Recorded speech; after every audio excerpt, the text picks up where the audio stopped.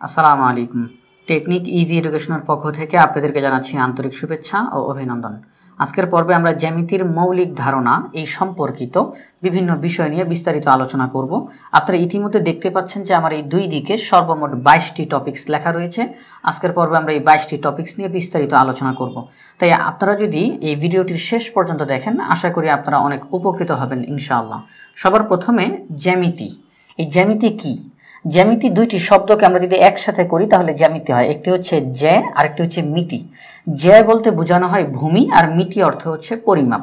তাহলে জ্যামিতি দুইটিকে যদি আমরা একসাথে করি তাহলে হয় ভূমির পরিমাপ। তাহলে ভূমির পরিমাপ থেকে, ভূমির পরিমাপের আলোচনা থেকেই মূলত জ্যামিতির উদ্ভব ঘটে।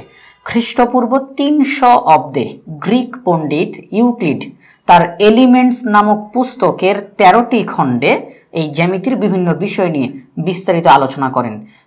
মূলত কিছু মৌলিক ধারণা বা স্বতঃসিদ্ধের উপর নির্ভর করে জ্যামিতিক অঙ্কন করা এবং যুক্তি দ্বারা সেই জ্যামিতিক অঙ্কনের নির্ভুলতা যাচাই করাই হলো ইউক্লিডের এই জ্যামিতিক মৌলিক ধারণার মূল প্রতিপাদ্য বিষয়। কিন্তু বর্তমানে জ্যামিতির বহুমাত্রিক বিস্তৃতি ঘটেছে। আজকে আমরা এই 22টি টপিকস নিয়ে বিস্তারিত আলোচনা করব। সবার প্রথমে যেটি নিয়ে আলোচনা করব তা হচ্ছে স্থান, তল, রেখা ও বিন্দু। আমরা একসঙ্গে এই 4টি বিষয় নিয়ে আলোচনা করব। সবার প্রথমে স্থান নিয়ে আমরা আলোচনা করব। প্রতিটি বস্তুই কিছু না কিছু জায়গা দখল করে। তাহলে আমরা এখন শিখব ঘনবস্তু কাকে বলে।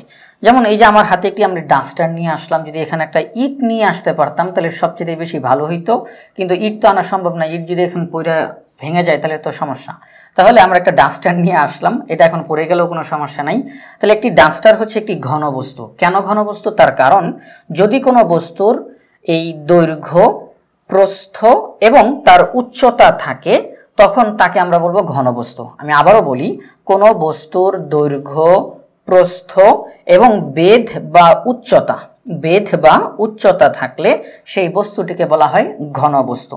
তাহলে ঘনবস্তু বলতে আমরা ইট বুঝবো, ডাস্টার বুঝবো, কাগজ, বই, তারপর হচ্ছে জ্যামিতির বক্স। তাহলে এই বিভিন্ন বিষয় হচ্ছে আমরা ঘনবস্তু বলবো। তাহলে স্থান বলতে মূলত বোঝানো হয় কোনো বস্তু, নির্দিষ্ট আকারের কোনো বস্তু যতটুকু জায়গা দখল করে তাকেই বলা হয় স্থান। এরপরে হচ্ছে তল। তল কি? এই যে আমরা একটু আগে যে আমরা ঘনবস্তু শিখলাম, এই ঘনবস্তুর মধ্যে সর্বমোট 6টি তল রয়েছে। কেন? তার কারণ একটি ঘনবস্তুর এটি হচ্ছে একটি পৃষ্ঠ, তারপর এটি হচ্ছে একটি পৃষ্ঠ, এটি একটি পৃষ্ঠ, এইভাবে করে সর্বমোট 6টি পৃষ্ঠ রয়েছে। কিভাবে?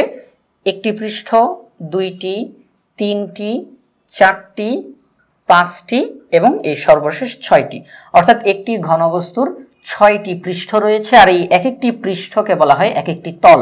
তাহলে 6টি পৃষ্ঠ, তাহলে তল কয়টি? একটি ঘনবস্তুর 6টি তল। তাহলে এই পৃষ্ঠগুলোকেই আমরা বলবো তল। এরপর আমরা শিখব রেখা। রেখা কি? রেখা হচ্ছে এই একটি তল এবং এই একটি তল, এই দুইটি তল ঠিক যেখানে এসে মিলিত হয়েছে, এই যে মিলিত স্থান, এই মিলিত স্থানে একটি রেখার মতো তৈরি হয়, একটি দাগের মতো তৈরি হয়। এটি হচ্ছে রেখার প্রতিরূপ। অর্থাৎ একটি তল এবং আরও একটি তল, এই দুইটি তল ঠিক যেখানে এসে মিলিত হয় সেই স্থানে একটি যেটা উৎপন্ন হয় তাকেই আমরা বলবো রেখা বা রেখার প্রতিরূপ। এরপরে বিন্দু কি? বিন্দু হচ্ছে এখানে কি তৈরি হইলো? এখানে একটি রেখা তৈরি হইলো। এইরকম 3টি রেখা, ভালো করে বুঝতে হবে, এরকম 3টি রেখা, একটি রেখা, 2টি রেখা এবং এখান থেকে একটি 3টি রেখা। এই 3টি রেখা ঠিক যে স্থানে মিলিত হয়, আমি আবারও বলতেছি, একটি রেখা, 2টি রেখা এবং 3টি রেখা, এই 3টি রেখা যে স্থানে মিলিত হয় সেখানে একটি ক্ষুদ্রাকৃতির একটি কোণা তৈরি হয় বিন্দুর মতো। এই যে ক্ষুদ্রাকৃতির অবস্থান, এটিকেই আমরা বলবো বিন্দু। এটিকে যদি আমরা এখন এখানের মধ্যে এঁকে দেখাই তাহলে আমরা দেখাবো এইভাবে। তাহলে এই যে এখানের মধ্যে আমরা এই একটি রেখা, এটি একটি রেখা এবং এটি একটি রেখা, এই 3টি রেখা ঠিক যে স্থানে মিলিত হয় এটি একটি ক্ষুদ্রাকৃতির একটি অবস্থান, আর এটিকেই আমরা বলবো বিন্দু। তাহলে এখানে একটি বিন্দু উৎপন্ন হয়। ঠিক একই রকমভাবে এখানে যদি আমরা একটি রেখা, 2টি রেখা একই রকমভাবে যদি আরও একটি রেখা এখানে মিলিত করি, তাহলে 1 2 3 এই তিনটি রেখা যেখানে মিলিত হয় এই স্থানে যেটি উৎপন্ন হচ্ছে তাকে আমরা বলবো বিন্দু। তাহলে আমরা কি শিখলাম? স্থান, তল, রেখা ও বিন্দু বলতে আমরা কি বুঝবো? স্থান বলতে বুঝবো যে যদি নির্দিষ্ট আকারের কোনো বস্তু যতটুকু জায়গা দখল করবে তাই হচ্ছে স্থান। তল কি? তল হচ্ছে যার দৈর্ঘ্য এবং প্রস্থ রয়েছে কিন্তু বেধ বা উচ্চতা নেই। যেমন এই যে এটি হচ্ছে একটি তল, আমরা একটু আগে যেরকম দেখালাম ডাস্টারের একটি তল, তাহলে একটি তলের আমরা বলতে পারবো যে সেটি কতটুকু লম্বা, কতটুকু আবার চওড়া, অর্থাৎ দৈর্ঘ্য এবং প্রস্থ বলতে পারবো, কিন্তু সেটি কতটুকু উচ্চতা রয়েছে তার সেটা কিন্তু বলা যাবে না। তাহলে যার দৈর্ঘ্য এবং প্রস্থ রয়েছে কিন্তু বেধ বা উচ্চতা নেই তাকে বলা হয় তল। আর রেখা নিয়ে আমরা একটু পরে বিস্তারিত আলোচনা করব, এই জন্য এখন বলতেছি না। বিন্দু কি? বিন্দু হচ্ছে যার শুধুমাত্র অবস্থান আছে, যেমন এই যে একটি বিন্দু, তাহলে এটির কি শুধুমাত্র অবস্থান আছে, যে এটি এখানে অবস্থান করতেছে কিন্তু এটির দৈর্ঘ্য, প্রস্থ, উচ্চতা কিছুই নেই। তাহলে যার শুধুমাত্র এই অবস্থান আছে তাকে আমরা বলবো বিন্দু। আর ঘনবস্তু বলতে বোঝানো হয় যে বস্তুর দৈর্ঘ্য, প্রস্থ এবং বেধ বা উচ্চতা দুইটিকে একই অর্থে প্রকাশ করা হয়। তাহলে যে বস্তুর দৈর্ঘ্য, প্রস্থ এবং বেধ বা উচ্চতা রয়েছে সেই বস্তুকে আমরা বলবো ঘনবস্তু। তাহলে আমরা আশা করি স্থান, তল, রেখা ও বিন্দু নিয়ে আমরা ধারণা পেলাম। এখন আমরা আলোচনা করব রেখা, রেখাংশ ও রশ্মি, এই তিনটি টপিকস নিয়ে একসঙ্গে আমরা আলোচনা করব। তাহলে এখানে সবার প্রথমে আমরা এখন আলোচনা করব রেখা নিয়ে। যে রেখা কি সেটি হচ্ছে, আমরা যদি এখন এখানে একটি এভাবে আঁকি এবং যদি তার নাম দিই যে এদিকে এ এবং এইদিকে বি, তাহলে এই যে আমরা যে চিত্রটি আঁকলাম এই চিত্রটি হচ্ছে একটি সরল রেখা। এ বি একটি সরল রেখা, কিন্তু এটিকে একটি রেখা বলা হয়। রেখার আমরা দেখতেছি যে এটির নির্দিষ্ট কোনো দৈর্ঘ্য নেই। দৈর্ঘ্য নেই বলতে কি বোঝানো হয়? এটা হচ্ছে এই তীর চিহ্ন দ্বারা বোঝানো হয় যে এই রেখাটি এই দিকে যত দূর ইচ্ছা বাড়ানো যাবে। এই তীর চিহ্ন দ্বারা বোঝানো হয় যে এখানেই শেষ হয়ে গেছে তা না। তীর চিহ্ন দ্বারা বোঝানো হয় এই দিকে যত দূর ইচ্ছা বাড়ানো যাবে। এই তীর চিহ্ন দ্বারা বোঝানো হয় এখানে শেষ হয়ে গেছে তা না, এই দিকে যত ইচ্ছা তত বাড়ানো যাবে। অর্থাৎ এটি একটি রেখা, দুই দিকে যত দূর ইচ্ছা বাড়ানো যায়। তাহলে তার নির্দিষ্ট কোনো দৈর্ঘ্য নেই। আমরা বলতে পারবো না যে এটি 10 সেন্টিমিটার বা এটি 15 সেন্টিমিটার, এটা বলা যাবে না। কারণ কি? কারণ এই তীর চিহ্ন দ্বারা বোঝানো হবে যে এটা এই দিকে আরো বাড়ানো যাবে। আমরা এখানে পর্যন্ত আঁকলাম, এটি আরো বাড়ানো যাবে, এটাও এদিকে আরো বাড়ানো যাবে। তাহলে এজন্য এটার নির্দিষ্ট কোনো দৈর্ঘ্য নেই। রেখার নির্দিষ্ট কোনো দৈর্ঘ্য নেই, এটি 1 নম্বর পয়েন্ট। এই রেখা, রেখাংশ, রশ্মি এই তিনটিরই আমরা দুইটি বৈশিষ্ট্য শিখব। এই দুইটি বৈশিষ্ট্যের মাধ্যমেই আমরা এই তিনটি জিনিসকে আলাদা করতে পারবো যে কোনটাকে আমরা কি বলবো।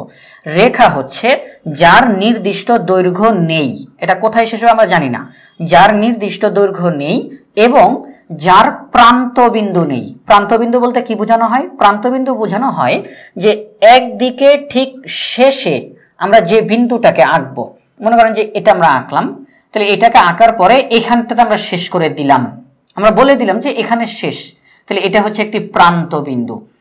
এই দিকে এখানে শেষ, তাহলে এইদিকে হচ্ছে এটা প্রান্তবিন্দু। তাহলে যখন আমরা একদিকের শেষ যেই বিন্দুটি আঁকবো সেটি হচ্ছে প্রান্তবিন্দু, আরেক দিকের শেষ যেই বিন্দুটি আঁকবো সেটি হচ্ছে প্রান্তবিন্দু। তাহলে একটি রেখার কোনো প্রান্তবিন্দু নেই। কেন নেই? তার কারণ এই রেখাটি কোথায় শেষ হবে সেটা আমরা জানি না। এখানে তীর চিহ্ন দেওয়া, অর্থাৎ এটা এইদিকে আরো বাড়ানো যাবে। তাহলে বাড়ানো যদি যায় তাহলে কোথায় শেষ হবে আমাদের জানা নেই, তাহলে আমরা প্রান্তবিন্দু আঁকতে পারবো না। ঠিক একই রকম ভাবে এটা এই দিকে কত দূর যাবে সেটা আমাদের জানা নাই, তাহলে এই দিকে আমরা প্রান্তবিন্দু কোথায় দিব আমরা বলতে পারবো না। তাহলে একটি রেখার নির্দিষ্ট দৈর্ঘ্য নেই এবং প্রান্তবিন্দু নেই, এই দুইটি বৈশিষ্ট্য। একটি রেখার নির্দিষ্ট দৈর্ঘ্য নেই এবং প্রান্তবিন্দু নেই। তাহলে আমরা রেখা কাকে বলবো? যার নির্দিষ্ট দৈর্ঘ্য নেই এবং প্রান্তবিন্দু নেই। নির্দিষ্ট দৈর্ঘ্য নেই এবং প্রান্তবিন্দু নেই, তাকেই আমরা বলবো রেখা। তাহলে এটা আমরা রেখা শিখলাম। এখন আমরা এখানে যদি আরেকটা চিত্র এইভাবে আঁকি, এটার নামও আমরা দিলাম এ এবং বি, অর্থাৎ এ বি। এখন এটাকে আমরা কি বলবো? আমরা এটাকে বলবো রেখাংশ। কেন রেখাংশ বলবো? তার কারণ আমরা দেখতেছি যে এখানে এই দিকে এখানে শেষ হয়েছে নির্দিষ্ট, এখানেই শেষ, এই দিকে এখানে শেষ নির্দিষ্ট করা। তাহলে যেহেতু এটা শেষ হয়েছে, আমরা জানি যে এখানে শেষ এখানে শেষ, তাহলে এই সম্পূর্ণটাকে আমরা মেপে বলতে পারবো যে এটা কতটুকু, এটা বলা যাবে।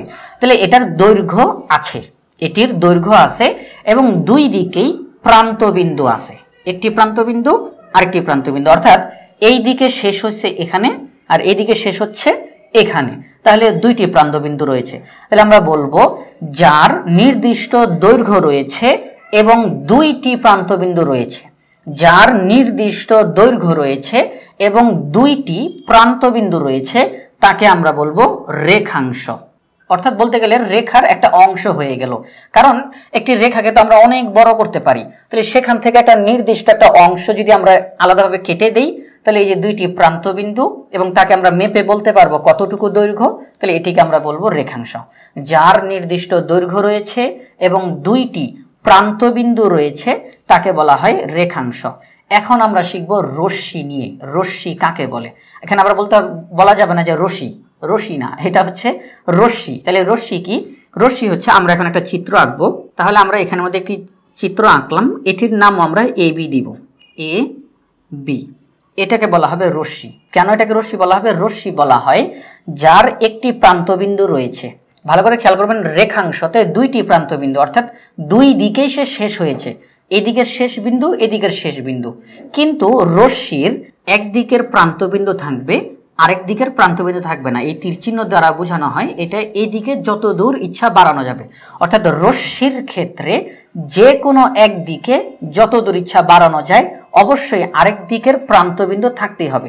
এখন আমরা তো রশ্মিটা এইভাবে আঁকলাম, আমরা কিন্তু চাইলে এটাকে উল্টিয়ে এভাবে করে আঁকতে পারতাম, অর্থাৎ এই দিকের তীর চিহ্ন দিতাম, এইদিকে প্রান্তবিন্দু দিতাম, তাহলে রশ্মি বলা হয়। তাহলে রশ্মির ক্ষেত্রে আমরা কি দেখলাম? রশ্মির ক্ষেত্রেও কিন্তু দৈর্ঘ্য নাই। কেন দৈর্ঘ্য নাই? কারণ আমি যখন মাপা শুরু করব, আমরা এখান থেকে মাপা শুরু করলাম যে এটা কতটুকু মাপবো, কিন্তু এখন যদি এটাকে যদি আরো বাড়াই তাহলে এটা কোথায় গিয়ে শেষ হবে সেটা তো আমরা বলতে পারবো না, তাহলে এটা নির্দিষ্ট কোনো দৈর্ঘ্য নেই। যদি দুই দিকেই প্রান্তবিন্দু থাকতো আমরা তাকে মাপতে পারতাম, কিন্তু এটা যেহেতু একদিকে প্রান্তবিন্দু আছে আরেক দিকে প্রান্তবিন্দু নাই, অর্থাৎ এটার দৈর্ঘ্য কত হবে সেটা বের করা যাবে না। তাহলে রশ্মির ক্ষেত্রে দৈর্ঘ্য থাকবে না এবং একটি মাত্র প্রান্তবিন্দু থাকবে। তাহলে রশ্মি কাকে বলা হবে? যার নির্দিষ্ট দৈর্ঘ্য নেই এবং একটি মাত্র প্রান্তবিন্দু রয়েছে তাকে বলা হবে রশ্মি। তাহলে রেখা, রেখাংশ, রশ্মি, এই তিনটা জিনিসের মধ্যে কিন্তু আমরা মাত্র দুইটা করে বৈশিষ্ট্য বললাম, তিনটার মধ্যে দুইটা বৈশিষ্ট্য বিদ্যমান, সেটা হচ্ছে দৈর্ঘ্য আর প্রান্তবিন্দু। দৈর্ঘ্য এবং প্রান্তবিন্দু এই দুইটার আলাদা আলাদা হয়ে গেলেই রেখা, রেখাংশ, রশ্মি তিনটা তিন রকমের নাম হয়ে যায়। তাহলে আমরা আরেকবার তিনটা বলে দিই, সেটা কি? সবার প্রথমে রেখা। রেখা কি? রেখা হচ্ছে যার নির্দিষ্ট দৈর্ঘ্য নেই এবং প্রান্তবিন্দু নেই, দুইটাই নেই, নির্দিষ্ট দৈর্ঘ্য নেই এবং প্রান্তবিন্দু নেই, তাকে বলা হবে রেখা। যার নির্দিষ্ট দৈর্ঘ্য রয়েছে, যার নির্দিষ্ট দৈর্ঘ্য রয়েছে এবং দুইটি প্রান্তবিন্দু রয়েছে তাকে বলা হবে রেখাংশ। আর রশ্মি বলা হয় যার নির্দিষ্ট দৈর্ঘ্য নেই এবং একটি মাত্র প্রান্তবিন্দু রয়েছে তাকে বলা হবে রশ্মি। তাহলে আমরা 2 নাম্বার যে টপিকস রেখা, রেখাংশ ও রশ্মি নিয়ে আমরা এখন বিস্তারিত আলোচনা করলাম। তাহলে এখন আমরা আলোচনা করব আমাদের 3 নাম্বার টপিকস কোণ নিয়ে। আমরা ইতিমধ্যে 1 নাম্বার এবং 2 নাম্বার শেষ করলাম, এখন আমরা 3 নাম্বার নিয়ে আলোচনা করব। 3 নাম্বারে বলা হয়েছে কোণ। কোণ কি? কোণ হচ্ছে একই সমতলে দুইটি রশ্মি। কয়টি রশ্মি? দুইটি রশ্মি একটি বিন্দুতে মিলিত হলে যা উৎপন্ন হয় তাকেই বলা হয় কোণ। যেমন আমরা একটি চিত্র আঁকি, এখানে আমরা একটি রশ্মি আঁকলাম এবং এখানে আমরা আরও একটি রশ্মি আঁকলাম, দুইটি রশ্মি, এটি একটি রশ্মি এবং এটি আরেকটি রশ্মি। এই দুইটি রশ্মি একটি বিন্দুতে মিলিত হয়েছে, এই রশ্মির প্রান্তবিন্দু, এই রশ্মির প্রান্তবিন্দু, দুইটি রশ্মি একই অর্থাৎ একটি বিন্দুতে মিলিত হয়। তাহলে একটি বিন্দুতে মিলিত হওয়ার কারণে এখানে যা উৎপন্ন হয় তাকেই বলা হয় কোণ। তাহলে দুইটি রশ্মি একই সমতলে, দুইটি রশ্মি একটি বিন্দুতে মিলিত হলে যা উৎপন্ন হয় তাকে বলা হয় কোণ। আমরা যদি এটির নাম দিই, এখানে এ, এখানে বি এবং এখানে সি দিলাম, তাহলে মূলত এই কোণ হচ্ছে বি কোণ কিন্তু এটির নাম যদি আমরা সম্পূর্ণভাবে বলতে চাই তাহলে বলতে হবে কোণ ABC। তাহলে একই সমতলে দুইটি রশ্মি একটি বিন্দুতে মিলিত হলে যা উৎপন্ন হয় তাকে বলা হয় কোণ। তাহলে এই কোণের ক্ষেত্রে এই যে দুইটি রশ্মি, তাহলে আমরা বলবো এই দুইটি রশ্মিকে এই কোণের দুইটি বাহু। এই যে কোণ ABC, এই কোণের দুইটি বাহু হচ্ছে AB বাহু এবং BC বাহু। রশ্মি দুইটিকে এই কোণের দুইটি বাহু এবং এই দুইটি রশ্মির যে প্রান্তবিন্দু যেখানে মিলিত হয়েছে তাকে বলা হবে শীর্ষবিন্দু। অর্থাৎ দুইটি বাহু ঠিক যে বিন্দুতে মিলিত হবে তাকে আমরা কি বলবো? শীর্ষবিন্দু। দুইটি বাহু যে বিন্দুতে মিলিত হয় সেই মিলিত এই বিন্দুটাকে বলা হবে শীর্ষবিন্দু। আমরা এখানে লিখি, তাহলে তাকে কি বলা হবে? শীর্ষবিন্দু বলা হবে। তাহলে আমরা কোণ নিয়ে আলোচনা করলাম, এখন আমরা আলোচনা করব সরল কোণ নিয়ে। সরল কোণ কি? তাহলে সরল কোণ বলা হয় দুইটি পরস্পর বিপরীত রশ্মি, দুইটি পরস্পর বিপরীত রশ্মির সাধারণ প্রান্তবিন্দুতে যা উৎপন্ন হয় তাকে বলা হয় সরল কোণ। যেমন আমরা এখানের মধ্যে একটি রশ্মি আঁকলাম, ঠিক তাহলে এটি কি? এটি হচ্ছে তার প্রান্তবিন্দু। তাহলে এই রশ্মির বিপরীত রশ্মি আমরা আঁকবো এই বিন্দুতে, তাহলে বিপরীত রশ্মি কি হবে? ঠিক তার উল্টাটা হবে এখানটাতে। তাহলে যদিও আমার এটা সোজা হয় নাই, কিন্তু এটা সোজা হবে। তাহলে একটি রশ্মি এবং তার বিপরীত রশ্মি, দুইটি পরস্পর বিপরীত রশ্মির সাধারণ প্রান্তবিন্দুতে, সাধারণ প্রান্তবিন্দু অর্থাৎ এই রশ্মির প্রান্তবিন্দু, এই রশ্মির প্রান্তবিন্দু একই জায়গাতে, এই প্রান্তবিন্দুতে যে কোণ উৎপন্ন হয় তাকে বলা হয় সরল কোণ। যদি আমরা এটির একটি নাম দিতে চাই তাও দিতে পারি। পি, এই বিন্দুটাকে আমরা দিব ও এবং এখানে লিখব কিউ। তাহলে এই সরল কোণটার নাম কি হবে? কোণ POQ একটি সরল কোণ। অর্থাৎ দুইটি পরস্পর বিপরীত রশ্মি তাদের প্রান্তবিন্দুতে যে কোণটি উৎপন্ন হয় তাকে বলা হয় সরল কোণ, এবং সরল কোণ হচ্ছে 180 ডিগ্রি। অর্থাৎ আমরা যদি এটিকে চাঁদা দিয়ে মাপি তাহলে আমরা দেখতে পাবো এখান থেকে শুরু করে এখান পর্যন্ত 180 ডিগ্রি হবে। একটি সরল কোণ 180 ডিগ্রি হয়। তাহলে আমরা কোণ নিয়ে আলোচনা করলাম এবং সরল কোণ নিয়ে আলোচনা করলাম। এখন আমরা আলোচনা করব সন্নিহিত কোণ কাকে বলে। তাহলে সন্নিহিত কোণ বলা হয় যদি কোনো তলে দুইটি কোণের একই শীর্ষবিন্দু হয় এবং কোণদ্বয় সাধারণ বাহুর বিপরীত পাশে অবস্থান করে তবে ওই কোণদ্বয়কে সন্নিহিত কোণ বলা হয়। এখানে যদি আপনারা খেয়াল করেন তাহলে দেখতে পাবেন এখানে বলা হয়েছে দুইটি কোণের একই শীর্ষবিন্দু হয়, অর্থাৎ সন্নিহিত কোণের ক্ষেত্রে দুইটি কোণ আসবে, দুইটি কোণ যুক্ত হয়ে সন্নিহিত কোণ তৈরি হবে। কিন্তু কিভাবে যুক্ত হবে সেটা আমরা এখন দেখব। তা হচ্ছে আমরা এখানে যদি একটা কোণ তৈরি করি, এই হচ্ছে আমরা একটি কোণ তৈরি করলাম, তাহলে এই কোণের শীর্ষবিন্দু কোনটা? এইটা আমরা জানি, একটু আগে আমরা শিখলাম, এটা হচ্ছে শীর্ষবিন্দু। দুইটি বাহু ঠিক যেখানে মিলিত হয় সেখানে যে বিন্দুটি তাকে আমরা বলি শীর্ষবিন্দু। এখন যদি আমরা এই বাহুটিকে বাদ দিয়ে আমরা যদি এখানে আরেকটা কোণ তৈরি করি, এটি একটি রশ্মি আবার এটি একটি রশ্মি, দুইটি রশ্মি, তাহলে আমরা এখানে কয়টা কোণ তৈরি করলাম? দুইটা কোণ তৈরি করলাম। এটা হচ্ছে একটা এবং এটা হচ্ছে আরেকটা। আমরা নাম দিই, আমরা যদি নাম দিই তাহলে AOB আবার BOC, আমরা এইভাবে করে নাম দিলাম যে এখানে আমাদের দুইটা কোণ। কি কি সেটা? একটা হচ্ছে AOB, এইটা একটা কোণ, এবং আরেকটা হচ্ছে BOC, এইটা আরেকটা কোণ। দুইটা কোণ এখানে। তাহলে দুইটি কোণের একটি যে শীর্ষবিন্দুগুলো কিন্তু এক জায়গাতে মিলিত হয়েছে। খেয়াল করলে দেখবেন এই কোণের শীর্ষবিন্দু, এই কোণের শীর্ষবিন্দু। তাহলে আমরা এখানে কি বললাম? যদি কোনো তলে দুইটি কোণের একই শীর্ষবিন্দু হয়, এই কোণের শীর্ষবিন্দু যা, এই কোণের শীর্ষবিন্দু ও তা একই শীর্ষবিন্দু, যদিও কোণ দুইটা কিন্তু শীর্ষবিন্দু একটাই, এবং কোণদ্বয় সাধারণ বাহুর বিপরীত পাশে অবস্থান করে। এখন আমাদেরকে জানতে হবে সাধারণ বাহু কাকে বলে। সাধারণ বাহু বলা হয় এই যে দুইটি কোণ, যদি আপনারা ভালো করে খেয়াল করেন তাহলে দেখতে পাবেন এই কোণের একটি বাহু হচ্ছে BO বাহু, এই কোণের একটি বাহু হচ্ছে BO বাহু। অর্থাৎ দুইটা কোণের মধ্যেই এই বাহুটা রয়েছে, এই কোণের মধ্যে এই বাহুটা রয়েছে, আবার এই কোণের মধ্যেও এই বাহুটা রয়েছে। তাহলে দুইটি কোণের মধ্যেই একটি বাহু অবস্থিত। তাহলে যেহেতু দুইটা কোণের মধ্যে একই বাহু রয়েছে তাকেই বলা হয় সাধারণ বাহু। যদি দুইটি বাহুর মধ্যে একই বিন্দু থাকে তাকে আমরা বলি সাধারণ বিন্দু, যদি দুইটি কোণের মধ্যে একই বাহু থাকে তাকে আমরা বলি সাধারণ বাহু। তাহলে এখানে বলা হয়েছে যে যদি কোণ দ্বয় সাধারণ বাহুর বিপরীত পাশে অবস্থান করে, খেয়াল করলে দেখবেন এই বাহুর বিপরীত দিকে এখানে একটা কোণ, এই বাহুর বিপরীত দিকে একটা কোণ, তাহলে কোণ দ্বয় সাধারণ বাহুর বিপরীত পাশে অবস্থান করে, তাহলে দুই পাশে বিপরীত পাশে, এইটার বিপরীতে এইটা, এইটার বিপরীতে এইটা, তাহলে সাধারণ বাহুর বিপরীত পাশে যদি কোণ দ্বয় অবস্থান করে তখন ওই কোণ দ্বয়কে, শব্দটা খেয়াল করেন, দ্বয় মানে ওই দুইটি কোণ কি, ওই কোণ দ্বয়কে সন্নিহিত কোণ বলা হয়। তাহলে দুইটি কোণের একই শীর্ষবিন্দু যদি থাকে এবং যদি সাধারণ বাহুর বিপরীত পাশে দুইটি কোণ অবস্থান করে তখন ওই দুইটি কোণকে একে অপরের সন্নিহিত কোণ বলা হয়। তাহলে আমরা সন্নিহিত কোণ কি তা বুঝলাম। তাহলে আমরা এখন লম্ব সমকোণ এই দুইটি বিষয় নিয়ে আলোচনা করব। দুইটি কি সেটি নিয়ে আলোচনা করব। সবার প্রথমে সমকোণ কাকে বলে?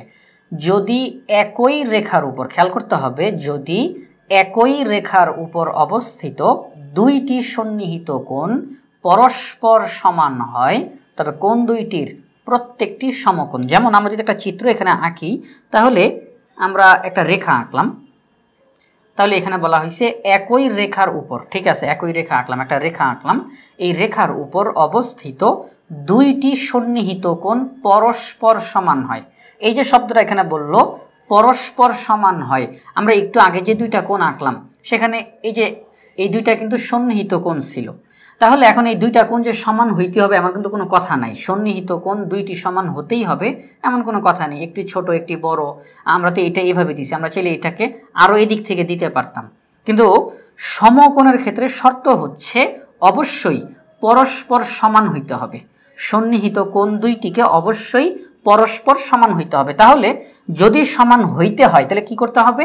আমাকে এই যে রেখাটা, এই রেখাটাকে সমান দুই ভাগে আমি করব। আমি যদি এখন সোজা করে দেই তাহলে সমান দুই ভাগ হবে, কিন্তু আমি যদি একটু বাঁকা করে দিই তাহলে কি সমান দুই ভাগ হবে? হবে না। যেমন এটা দিলাম একটা রেখা, আমি যদি এখন এইভাবে করে দিই তাহলে কি হবে? দুইটি কি সমান হইল না? এখানে একটা কোণ তৈরি হইল, এখানে একটা কোণ তৈরি হইল, কিন্তু এই কোণটা ছোট, এই কোণটা বড় হয়ে গেল। আবার যদি এটার উল্টা করে দিই, যেমন এইভাবে করে যদি দিই তাহলে কি হবে? এখানে একটা ছোট কোণ, এখানে একটা বড় কোণ হবে না। সমকোণের ক্ষেত্রে শর্ত হলো অবশ্যই এই দুইটি কোণকে সমান হইতে হবে। তাহলে সমান হইতে হলে কি করতে হবে?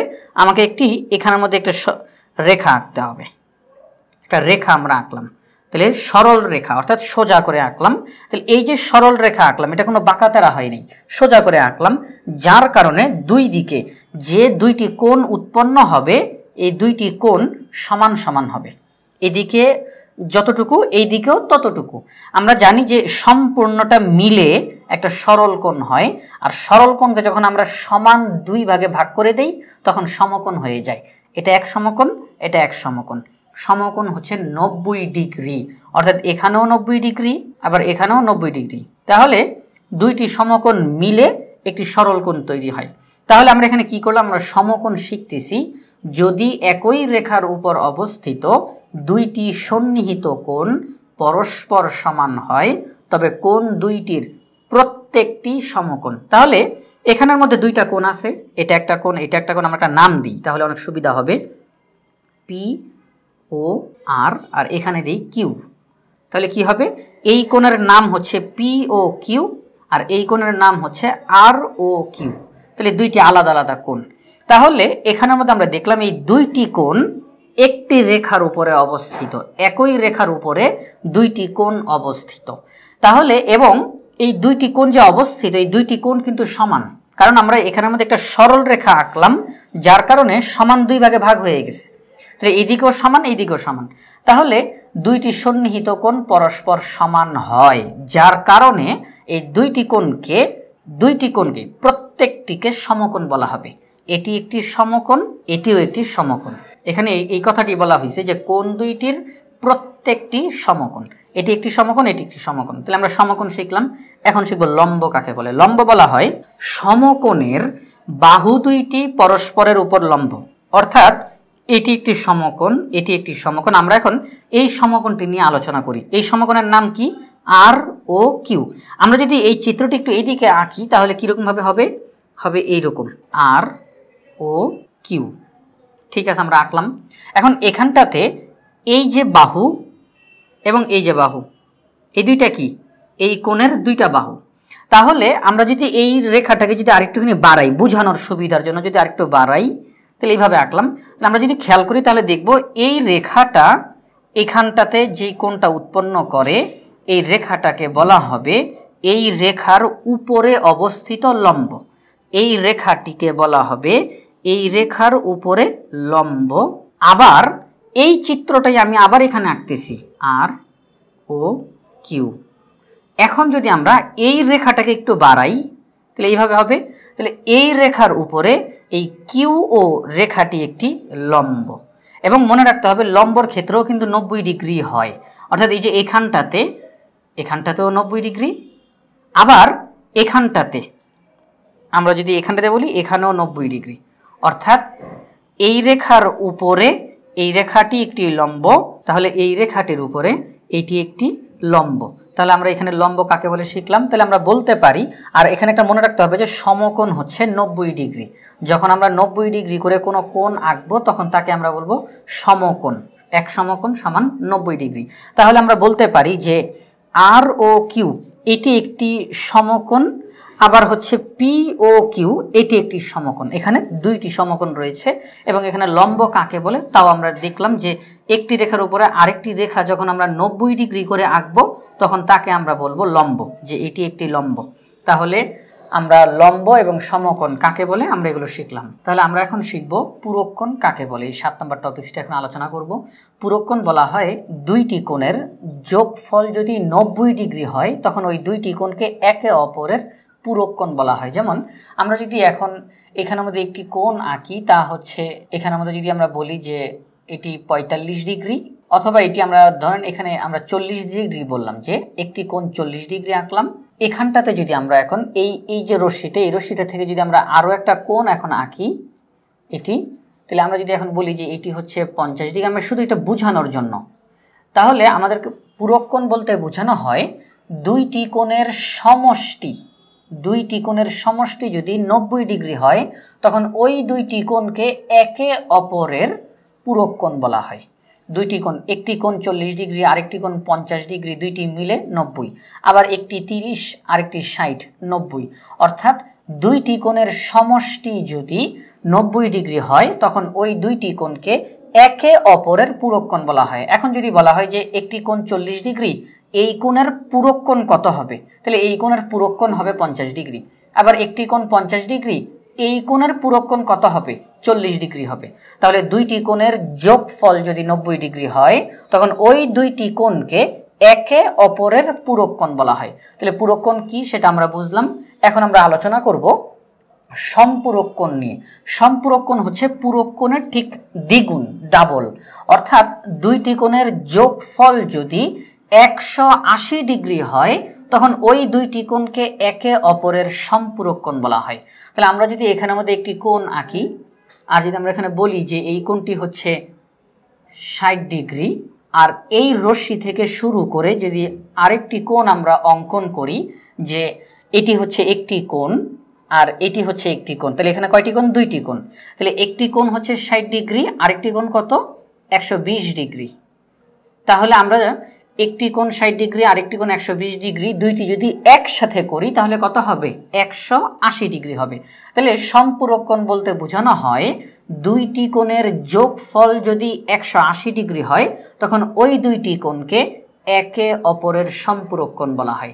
এবং এখানে একটা লক্ষণীয় বিষয়, সেটি হচ্ছে আমরা এই যে সম্পুরক্ষণ আঁকলাম, দুইটি সম্পুরক্ষণ আঁকলাম, তাহলে এই দুইটি সম্পুরক্ষণকে যদি আমরা সন্নিহিত কোণের হিসেবে, আমরা একটু আগে সন্নিহিত কোণ শিখে আসছি, সন্নিহিত কোণের হিসেবে আঁকি যে একটি কোণের শীর্ষবিন্দু আরেকটি কোণের শীর্ষবিন্দু এবং একটি সাধারণ বাহুর বিপরীত পাশে দুইটি কোণ অবস্থিত, যদি আমরা সন্নিহিত কোণ হিসেবে এই সম্পুরক্ষণকে আঁকি তাহলে তখন এখানটাতে একটা সরল কোণ উৎপন্ন হয়। যে এখান থেকে শুরু করে এই পর্যন্ত সম্পূর্ণটা কত হবে? 180 ডিগ্রি হবে। অর্থাৎ একটি সরল কোণ তৈরি হয়ে যাবে। তাহলে পূরক কোণ বলতে বোঝানো হয় দুইটি কোণের যোগফল 90 ডিগ্রি হলে একটি অপরটির পূরক কোণ, আর সম্পূরক কোণ বলতে বোঝানো হয় দুইটি কোণের যোগফল 180 ডিগ্রি হলে ওই দুইটি কোণকে একে অপরের সম্পূরক কোণ বলা হয়। তাহলে আমরা সম্পূরক কোণও শিখে নিলাম। এখন আমরা আলোচনা করব সমান্তরাল রেখা নিয়ে। সমান্তরাল রেখা কি?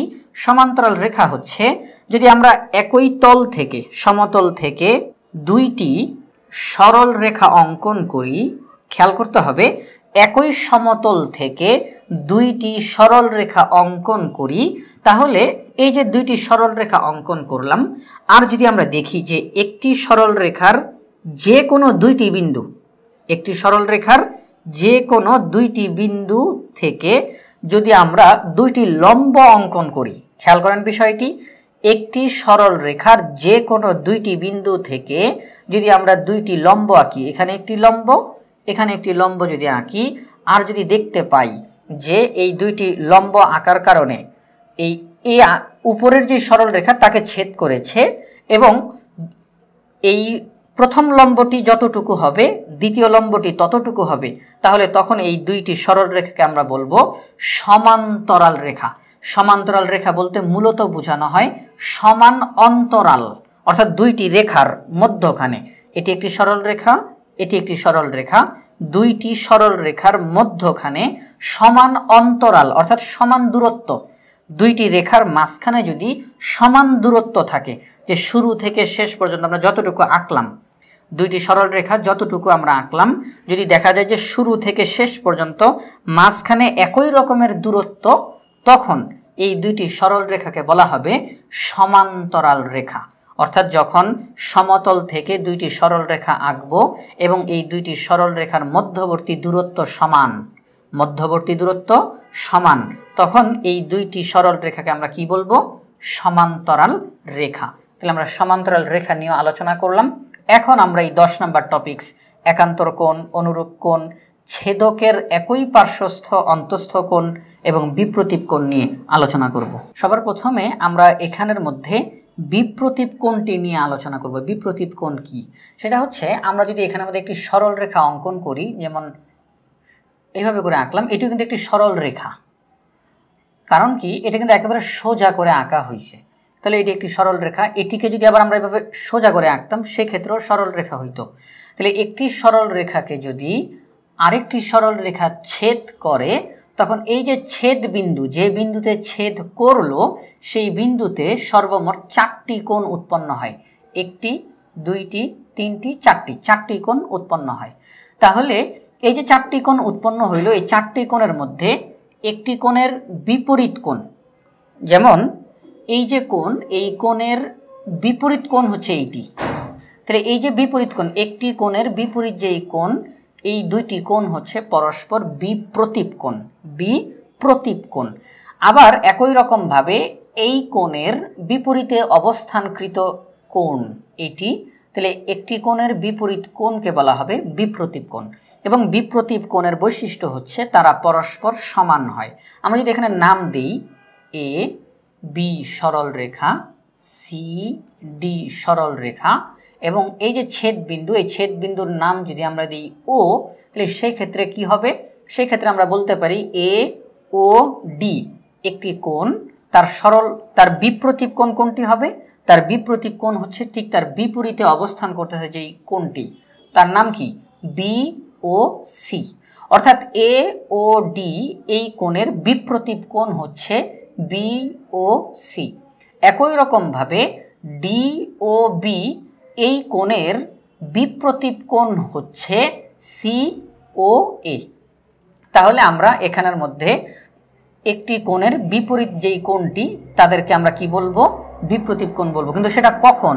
সেটা আমরা তখনই বলবো যখন একটি সরল রেখাকে অন্য একটি সরল রেখা ছেদ করবে। একটি সরল রেখাকে অন্য একটি সরল রেখা যখন ছেদ করে, তখন এই ছেদ বিন্দুতে যে কোণগুলো উৎপন্ন হয় ওই কোণগুলোর মধ্যে একটি কোণের বিপরীতে অর্থাৎ সম্মুখে, বলতে গেলে একেবারে সামনের দিকে, তাহলে একটি কোণের সম্মুখে যেই কোণটি অবস্থান করতেছে তাকে আমরা কি বলবো? বিপ্রতীপ কোণ বলবো এবং বিপ্রতীপ কোণ সর্বদা সমান হয়। এবং মনে রাখতে হবে একটি সরল রেখার মধ্যে যদি আমরা একটা মাত্র কোণ তৈরি করি সেটা কি সরল কোণ, আর সরল কোণ কত ডিগ্রি 180 ডিগ্রি। তাহলে এখান থেকে শুরু করে এই পর্যন্ত 180 ডিগ্রি, আবার এখান থেকে শুরু করে এই পর্যন্ত 180 ডিগ্রি। এখন বিপ্রতীপ কোণগুলো সবসময় সমান হয়। আমি যদি বলি যে বিওডি এই কোণটি হচ্ছে 40 ডিগ্রি, সেই ক্ষেত্রে সিওএ এই কোণটিও 40 ডিগ্রি হবে, অর্থাৎ একটি কোণের বিপ্রতীপ কোণ সমান হয়। আবার যদি আমরা বলি যে এই কোণ যত এই কোণটাও ততই হবে, তাহলে আমরা বিপ্রতীপ কোণ বুঝতে পারলাম। তাহলে বিপ্রতীপ কোণের পর আমরা এখন একান্তর কোণ, অনুরূপ কোণ এবং ছেদকের একই পার্শ্বস্থ অন্তস্থ কোণ শিখব। কিন্তু সেই ক্ষেত্রে আমরা এখানের মধ্যে একটি চিত্র আঁকি। তাহলে এখানে আমরা দুইটি সরল রেখা আঁকলাম এবং এখানে খেয়াল রাখতে হবে দুইটি সরল রেখাই কিন্তু অবশ্যই সমান্তরাল সরল রেখা হইতে হবে। আমরা একটু আগে যেমন সমান্তরাল রেখা শিখে আসছি, তাহলে দুইটি সরল রেখার মাঝখানে কি সমান দূরত্ব থাকতে হবে। তাহলে সমান্তরাল সরল রেখা আঁকলাম। এখন আমরা যদি নাম দিই এ বি সরল রেখা, সি ডি সরল রেখা, এই দুইটি সরল রেখাকে যদি অন্য একটি সরল রেখা ছেদ করে আমরা তার নাম দিই এ বি সি ডি। তাহলে এখন এখান থেকে মিলিয়ে নাম দিই ই এফ। এই সরল রেখার নাম কি ই এফ। তাহলে সমান্তরাল সরল রেখাকে অন্য একটি সরল রেখা ছেদ করলো, তাহলে ছেদ করার কারণে যেই ছেদ বিন্দুগুলো, এই যে একটি ছেদ বিন্দু, এখানে একটি ছেদ বিন্দু, এই ছেদ বিন্দুগুলোর নাম দিই এখানে পি, এখানে কিউ। তাহলে এখন যে বিষয়টা তা হচ্ছে আমরা এখন এখানে দেখব যে এখানে কয়টি কোণ উৎপন্ন হয়েছে। যখন দুইটি সরল রেখাকে অন্য একটি সরল রেখা ছেদ করে তখন 8টি কোণ উৎপন্ন হয়। ভালো করে খেয়াল করবেন, একটি সরল রেখাকে যখন অন্য একটি সরল রেখা ছেদ করে তখন 4টি কোণ উৎপন্ন হয়। দুইটি সরল রেখাকে যখন অন্য একটি সরল রেখা ছেদ করে তখন 8টি কোণ উৎপন্ন হয়। কিভাবে? আমরা তার নামগুলো দিই। যেমন আমরা যদি এখন বলি যে এখানে যে কোণটি উৎপন্ন হয়েছে তার নাম হচ্ছে 1, এখানে হচ্ছে 2, 3, 4, 5, 6, 7, 8। তাহলে আমরা এখানে দেখলাম যে এখানে সর্বমোট 8টি কোণ উৎপন্ন হয়েছে। এই 8টি কোণের মধ্যে কোনটা কোন কোণ সেটা আমরা এখন দেখব, যে একান্তর অনুরূপ কোণটি কোন কোণ হবে সেটা আমরা দেখব। এখানে আমরা নামগুলো এখন লিখব। তাহলে আমরা লিখলাম অনুরূপ কোণ, একান্তর কোণ। এখন অনুরূপ কোণ কোনগুলো? অনুরূপ কোণ হচ্ছে এই যে কোণ 1, এই সরল রেখার যে উপরের দিকে যেই কোণটি কোণ 1, এই সরল রেখার উপরের দিকে যেটি, অর্থাৎ কোণ 1 এবং কোণ 5 হচ্ছে অনুরূপ কোণ। কোণ 2 এবং কোণ 6 হচ্ছে অনুরূপ কোণ। তারপর এখানে কোণ 3 এবং কোণ 7 হচ্ছে অনুরূপ কোণ। সর্বশেষে কোণ 4 এবং কোণ 8 হচ্ছে অনুরূপ কোণ। তাহলে আমরা অনুরূপ কোণগুলো সেগুলো এখানে লিখলাম। এখানে যে 8টি কোণ রয়েছে এই 8টি কোণই কিন্তু আমরা অনুরূপ কোণের অন্তর্ভুক্ত করতে পেরেছি। কিভাবে? কোণ 1, কোণ 5 হচ্ছে অনুরূপ কোণ। কোণ 1 এবং কোণ 5 হচ্ছে অনুরূপ কোণ। কোণ 2 এবং কোণ 6 হচ্ছে অনুরূপ কোণ। কোণ 3, কোণ 7 হচ্ছে অনুরূপ কোণ। কোণ 4, কোণ 8 হচ্ছে অনুরূপ কোণ। এখন একান্তর কোণ কোনগুলো হবে? একান্তর কোণ হচ্ছে কোণ 3 এবং ঠিক এই সরল রেখাটির বিপরীত দিকে যেটি অবস্থিত কোণ 6। কোণ 3 এবং কোণ 6 হচ্ছে একান্তর কোণ। তারপর কোণ 4 এবং কোণ 5 হচ্ছে একান্তর কোণ। তাহলে একান্তর কোণগুলো আমরা এগুলো এখানে নির্ণয় করলাম যে এই 4টি কোণ হচ্ছে একান্তর কোণ, বাকিগুলো কিন্তু একান্তর কোণ না। তাহলে আমরা অনুরূপ কোণ এবং একান্তর কোণ আমরা নির্ণয় করলাম। এখন অনুরূপ কোণ যেগুলো হয়, খেয়াল রাখতে হবে অনুরূপ কোণ যেগুলো হয় তারা কিন্তু পরস্পর সমান হয়। এই যে আমরা এখানে বললাম যে কোণ 1 এবং কোণ 5 অনুরূপ কোণ, তাহলে কোণ 1 যত হবে কোণ 5 তত হবে। এই দুইটি কোণ অবশ্যই সমান হবে। কোণ 3, কোণ 7 অনুরূপ কোণ, তাহলে কোণ 3 যত হবে কোণ 7 তত হবে। এখানে যতগুলো আমরা অনুরূপ কোণ লিখলাম সবগুলোই যে সমান তা না। অনুরূপ কোণ, কোণ 1 এর অনুরূপ কোণ কোণ 5, তাহলে কোণ 1 যত হবে কোণ 5 তত হবে। কোণ 2 এবং কোণ 6 এই দুইটি কোণ হচ্ছে পরস্পর অনুরূপ কোণ, তাহলে কোণ 2 যত হবে কোণ 6 তত হবে। একই রকমভাবে একান্তর কোণ যেগুলো হয় তারাও পরস্পর সমান হয়। কোণ 3 এবং কোণ 6 তারা পরস্পর একান্তর কোণ, তাহলে কোণ 3 যত হবে কোণ 6 এর মানও তত হবে। কোণ 4 এবং কোণ 5 হচ্ছে পরস্পর একান্তর কোণ, তাহলে কোণ 4 যত হবে কোণ 5 তত হবে। তাহলে এখান থেকে আমরা অনুরূপ কোণ এবং একান্তর কোণ শিখলাম। এখন আমরা শিখব একই পার্শ্বস্থ অন্তস্থ কোণ। অন্তস্থ কোণ কোনগুলো? এখানের মধ্যে ছেদকের একই পার্শ্বস্থ অন্তস্থ কোণ। আমরা দেখতেছি যে এই যে EF এটি হচ্ছে একটি ছেদক, তাহলে এই ছেদকের একই পার্শ্বস্থ অন্তস্থ কোণ সেটি হচ্ছে এখানের মধ্যে আমরা দেখতেছি যে কোণ 4 এবং কোণ 6 এটি হচ্ছে ডান পাশের একই পার্শ্বস্থ কোণ, এবং কোণ 3 এবং কোণ 5 হচ্ছে বাম পাশের একই পার্শ্বস্থ কোণ। তাহলে আমরা কি বলতে পারি এখানে অন্তস্থ কোণ কোনগুলো? আরেকবার বলি, তা হচ্ছে কোণ 4, কোণ 6 এটি হচ্ছে এক দিকের অন্তস্থ কোণ, কোণ 3, কোণ 5 এটি হচ্ছে আরেক দিকের অন্তস্থ কোণ। তাহলে আমরা এই 10 নম্বর টপিকস একান্তর কোণ, অনুরূপ কোণ, ছেদকের একই পার্শ্বস্থ অন্তস্থ কোণ এবং বিপ্রতীপ কোণ এগুলো শিখলাম। এখন আমরা পরবর্তী যেই টপিকস ত্রিভুজ নিয়ে আলোচনা করব। তাহলে আমরা এখন আমাদের এই 11 নম্বর টপিকস ত্রিভুজ, এই ত্রিভুজ নিয়ে আমরা বিস্তারিত আলোচনা করব। ত্রিভুজ কাকে বলে? ত্রিভুজ হচ্ছে তিনটি রেখাংশ দ্বারা আবদ্ধ চিত্রকে ত্রিভুজ বলা হয়। আমরা এই পর্বের শুরুর দিকে রেখাংশ নিয়ে আলোচনা করেছি। তাহলে ত্রিভুজ কাকে বলে? তিনটি রেখাংশ দ্বারা আবদ্ধ চিত্রকে ত্রিভুজ বলা হয়। আমরা যদি এখানে একটি ত্রিভুজের চিত্র আঁকি তাহলে আমরা এরকম ভাবে আঁকবো। তাহলে আমরা একটা ত্রিভুজের চিত্র আঁকলাম ABC, তাহলে ABC হচ্ছে একটি ত্রিভুজ। যদিও আমার ত্রিভুজটা আঁকা সুন্দর হয় নাই, কিন্তু আঁকলাম একটা ত্রিভুজ।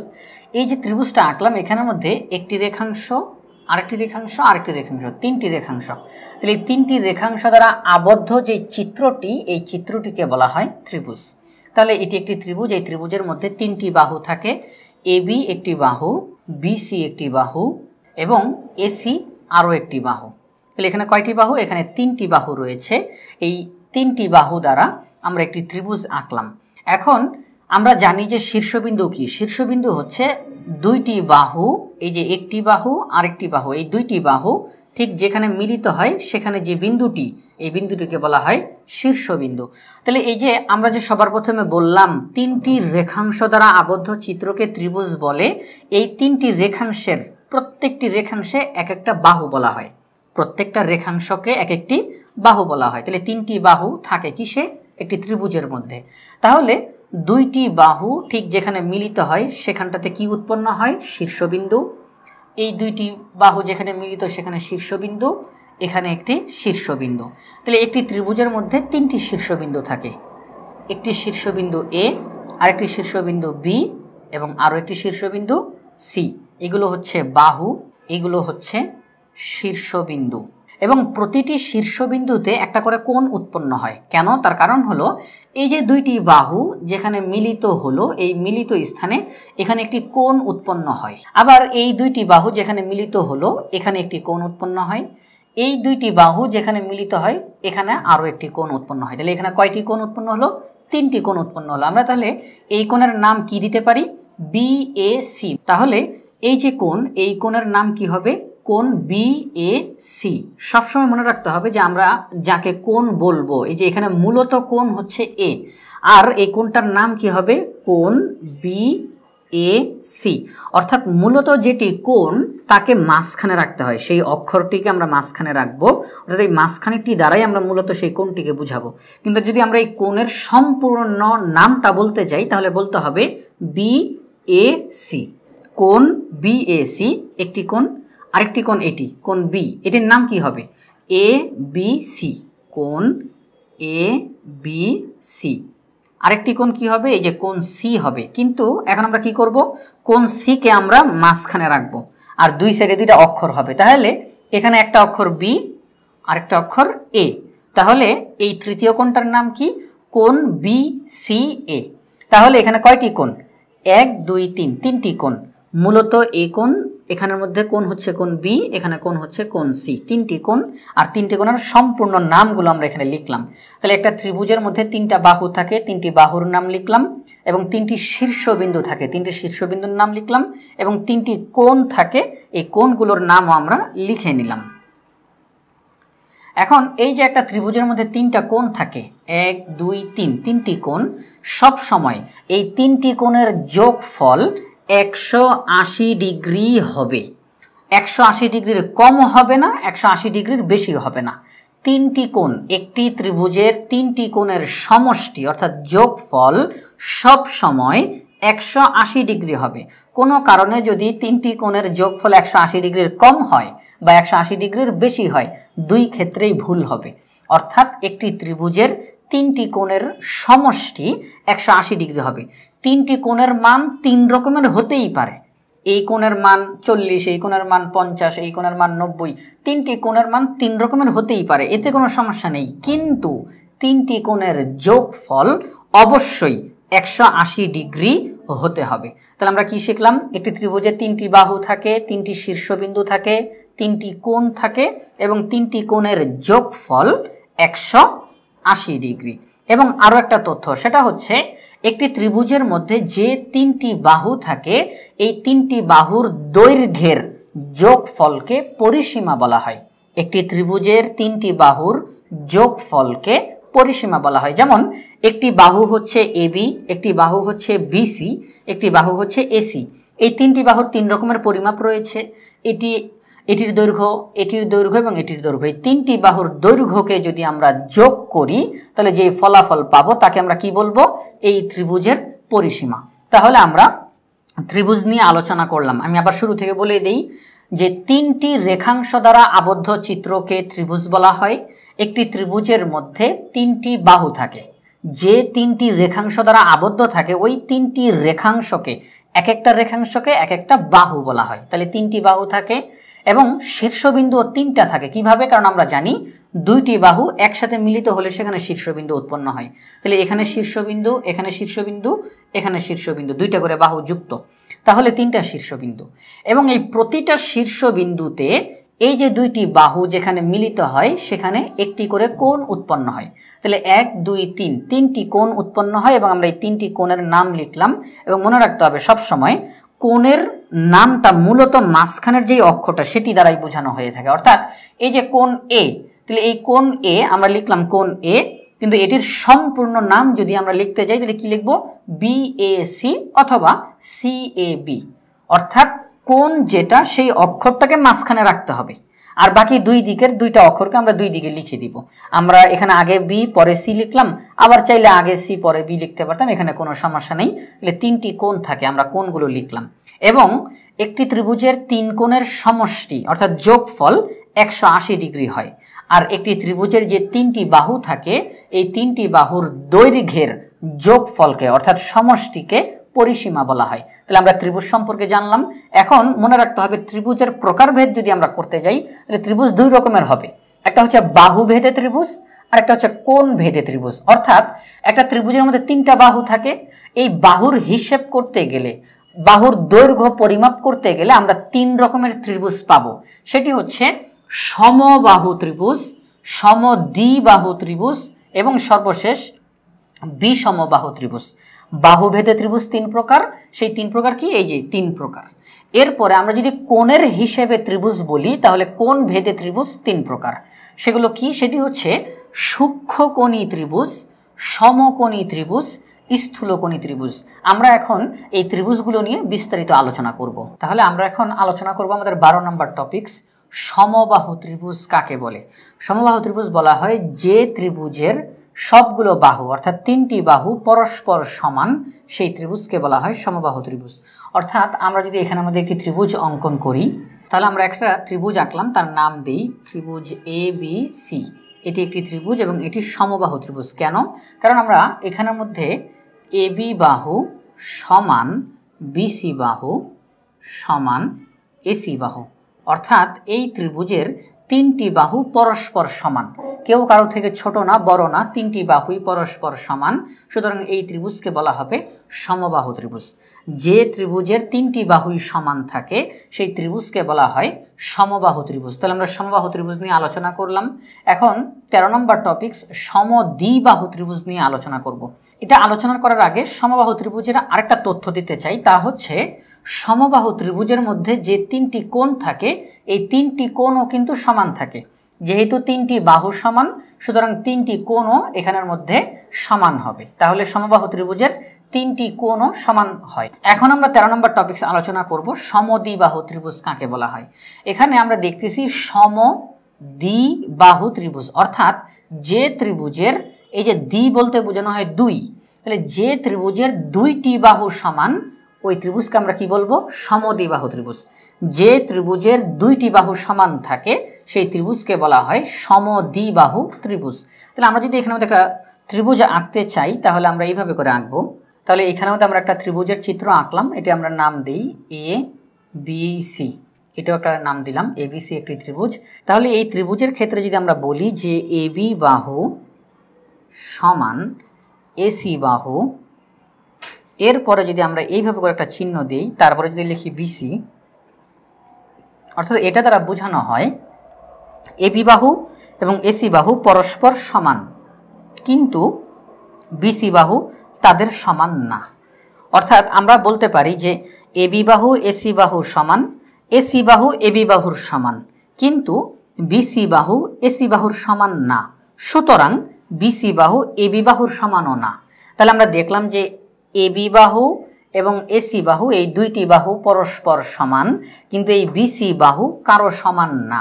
সুতরাং এই ত্রিভুজটাতে কয়টা বাহু সমান, দুইটা বাহু সমান। তাহলে আমরা জানি যে ত্রিভুজের দুইটি বাহু সমান হয় সেই ত্রিভুজকে সমদ্বিবাহু ত্রিভুজ বলা হয়। তাহলে আমরা সমদ্বিবাহু ত্রিভুজ কাকে বলে আমরা শিখলাম। এখন আমরা 14 নম্বর টপিকস বিষমবাহু ত্রিভুজ নিয়ে শিখব। আর বিষমবাহু ত্রিভুজ বলতে বোঝানো হয় যে ত্রিভুজের তিনটি বাহুই পরস্পর অসমান, অর্থাৎ একটি বাহু আরেকটি বাহুর সমান হবে না, তিনটি বাহুর কেউই কারো সমান হবে না, তিনটি বাহুই পরস্পর অসমান হবে, ওই ত্রিভুজকে বলা হয় বিষমবাহু ত্রিভুজ। যে ত্রিভুজের তিনটি বাহু পরস্পর অসমান সেই ত্রিভুজকে বলা হয় বিষমবাহু ত্রিভুজ। আমরা এখানে মধ্যে একটি চিত্র আঁকবো এখন। তাহলে আমরা আরো একটি ত্রিভুজের চিত্র আঁকলাম, এখানে মধ্যে আমরা নাম দিব এ বি সি। আমরা একই নাম দিয়ে বোঝানোর চেষ্টা করতেছি যে তিনটা ত্রিভুজ কিরকম ভাবে তিন রকমের হয়, একই নাম দিয়ে। তাহলে এই যে আমরা চিত্রটি আঁকলাম, এই চিত্রটির নাম কি দিলাম, এ বি সি একটি ত্রিভুজ, এবং এই ত্রিভুজের মধ্যে আমরা দেখতেছি এ বি বাহু, বিসি বাহু এবং এসি বাহু, তিনটি বাহুই কেউই কারো সমান না, তিনটি বাহুই তিন রকমের সাইজ। তাহলে এবি বাহু, বিসি বাহু, এসি বাহু, তিনটি বাহু তিন রকমের, অর্থাৎ পরস্পর অসমান, কেউ কারো সমান না। আমরা তো সবার প্রথমে সমবাহু ত্রিভুজে দেখলাম সবগুলো বাহু সমান, সমদ্বিবাহু ত্রিভুজে দেখলাম দুইটি বাহু সমান আরেকটা অসমান, আর বিষমবাহু ত্রিভুজে তিনটি বাহুর একটা বাহু অন্য কারোর সাথে মিলবে না, তিনটি বাহু তিন রকমের পরিমাপের। তাহলে যেহেতু তিনটি বাহু পরস্পর অসমান, সুতরাং এই ত্রিভুজটিকে আমরা বলবো বিষমবাহু ত্রিভুজ। তাহলে আমরা কি বলতে পারি, যে ত্রিভুজের তিনটি বাহু পরস্পর অসমান ওই ত্রিভুজকে বিষমবাহু ত্রিভুজ বলা হয়। তাহলে আমরা এখন চিত্রগুলোর পাশে নাম দিয়ে দেই, এই ত্রিভুজকে আমরা বলবো সমবাহু ত্রিভুজ, এই ত্রিভুজটির নাম দিব আমরা সমদ্বিবাহু ত্রিভুজ, এবং সর্বশেষ এই ত্রিভুজটির নাম দিব আমরা বিষমবাহু ত্রিভুজ। তাহলে এখানে আমরা ত্রিভুজের বাহু ভেদে যে ত্রিভুজ কয় রকমের সেটা নিয়ে আলোচনা করলাম। আমরা জানি ত্রিভুজ বাহু ভেদে ত্রিভুজ তিন রকমের, আমরা সেই তিন প্রকার আলোচনা করলাম, সমবাহু ত্রিভুজ, সমদ্বিবাহু ত্রিভুজ, বিষমবাহু ত্রিভুজ।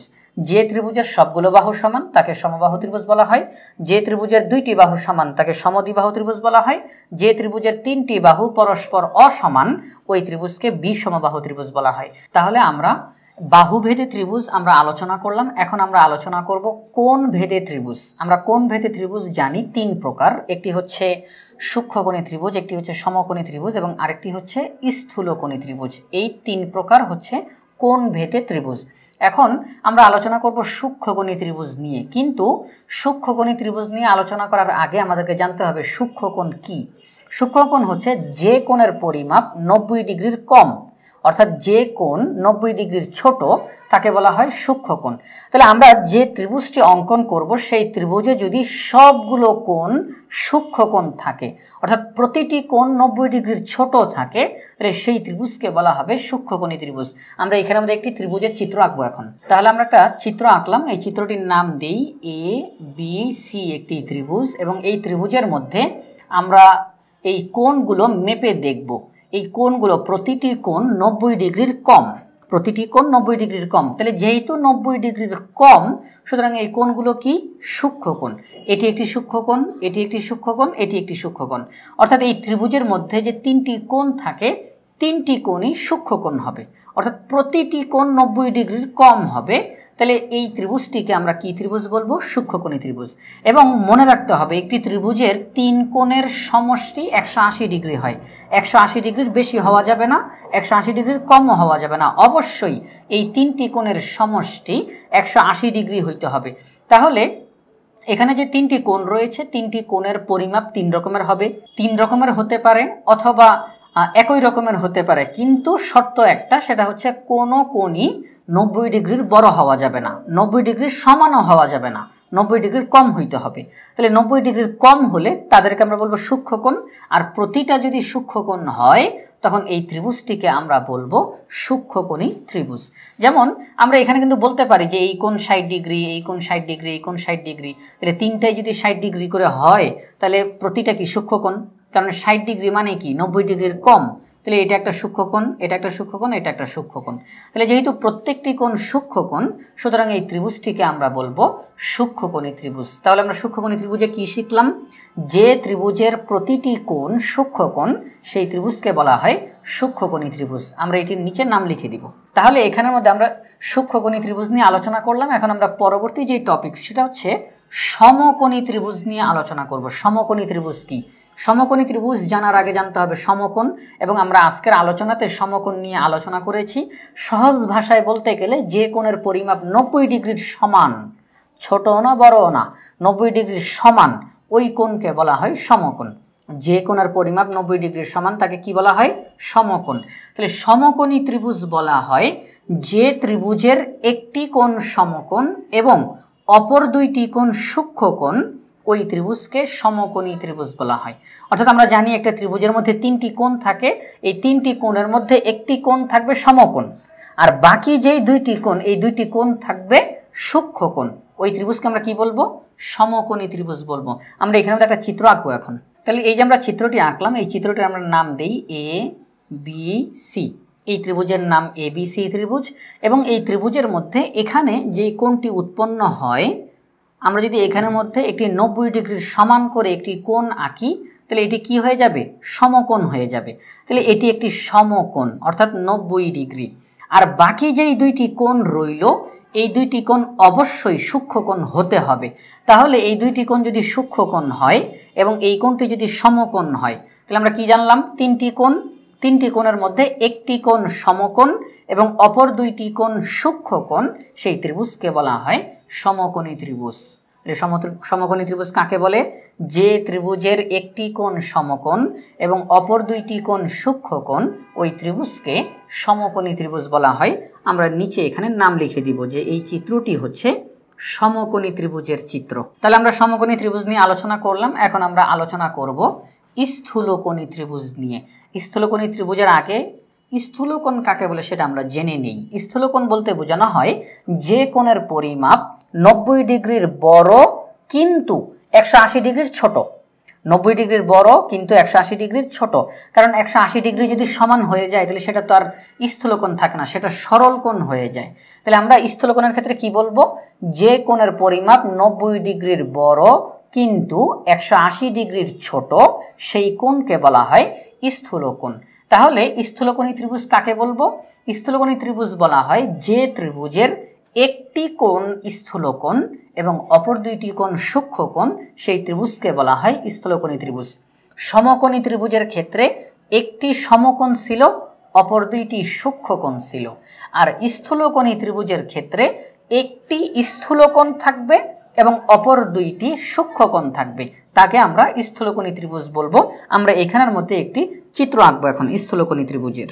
তাহলে এই যে আমরা একটা চিত্র আঁকলাম, এই চিত্রের নাম দেই ABC। ABC একটি স্থূলকোণী ত্রিভুজ। এই ত্রিভুজটার মধ্যে এই যে আমরা এখানে একটা কোণ আঁকলাম, এই কোণটা হচ্ছে 90 ডিগ্রির বড় কিন্তু 180 ডিগ্রির ছোট। তাহলে এটা কি কোণ? স্থূলকোণ। আপনারা যদি লক্ষ্য করেন, এই যে আমরা এখানে একটা সমকোণ আঁকলাম, তাহলে সমকোণের দাগটা যায় একেবারে সোজা। এই দাগটা কি একেবারে সোজা গেছে? না, এই দাগটা এদিকে বাঁকা গেছে। তাহলে আমরা এটা কি কোণ বলবো? এটাকে, এটা হচ্ছে একটি স্থূলকোণ। তাহলে যে ত্রিভুজের মধ্যে একটি স্থূলকোণ থাকে এবং অপর দুইটি সূক্ষ্মকোণ থাকে সেই ত্রিভুজকে বলা হয় স্থূলকোণী ত্রিভুজ। অর্থাৎ যে ত্রিভুজের একটি স্থূলকোণ এবং অপর দুইটি সূক্ষ্মকোণ থাকে সেই ত্রিভুজকে বলা হয় স্থূলকোণী ত্রিভুজ।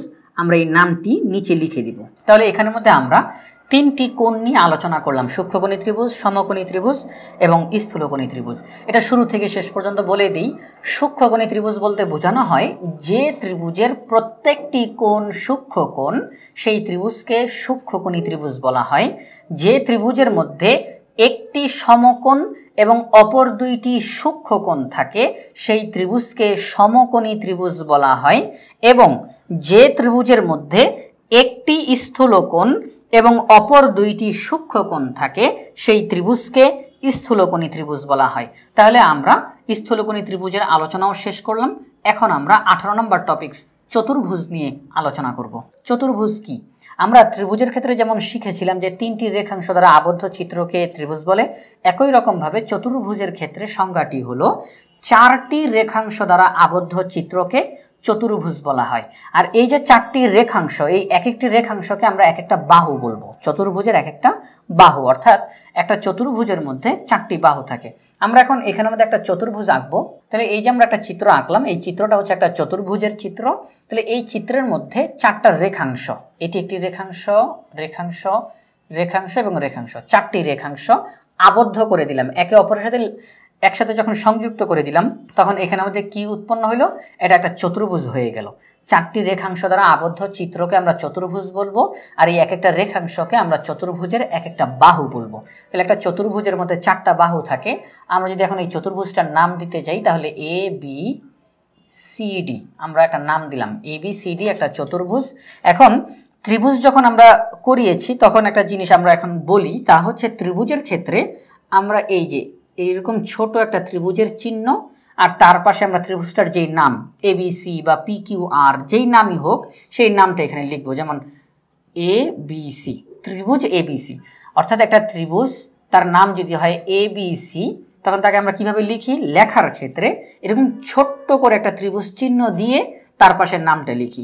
এখন যদি এখানে হয়তো পি কিউ আর, তাহলে আমরা লিখতাম ত্রিভুজ পি কিউ আর। এটা হচ্ছে ত্রিভুজের চিহ্ন। একই রকমভাবে চতুর্ভুজের একটা চিহ্ন আছে, তা হচ্ছে ছোট্ট করে একটা চতুর্ভুজের চিহ্ন আমরা দিব, একেবারে ছোট করে। তাহলে চতুর্ভুজ এ বি সি ডি, আমরা পাশের নাম লিখব এ বি সি ডি।